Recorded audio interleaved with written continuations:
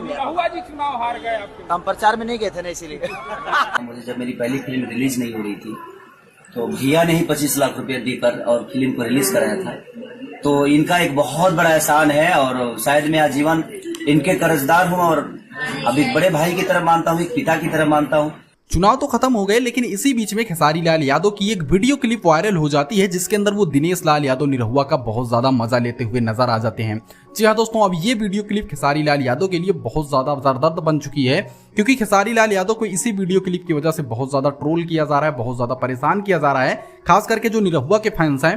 क्योंकि दोस्तों आपको पता होगा कि पहली बार जब खेसारी लाल यादव की फिल्म रिलीज होने वाली थी तो उनके पास पैसे नहीं थे कि वो फिल्म रिलीज करवा सकें, तो दिनेश लाल यादव निरहुआ ने 25 लाख रुपए एडवांस में दिए थे, जिस वजह से खेसारी लाल यादव की फिल्में रिलीज हुई। और बाद में जब खेसारी लाल यादव द्वारा निरहुआ का मजा लिया गया तो जो लोग पुराने फैंस थे निरहुआ के, उनको बहुत ज्यादा बुरा लग गया और इस चीज की वजह से खेसारी लाल यादव का बहुत ज्यादा मजाक बनने लगा।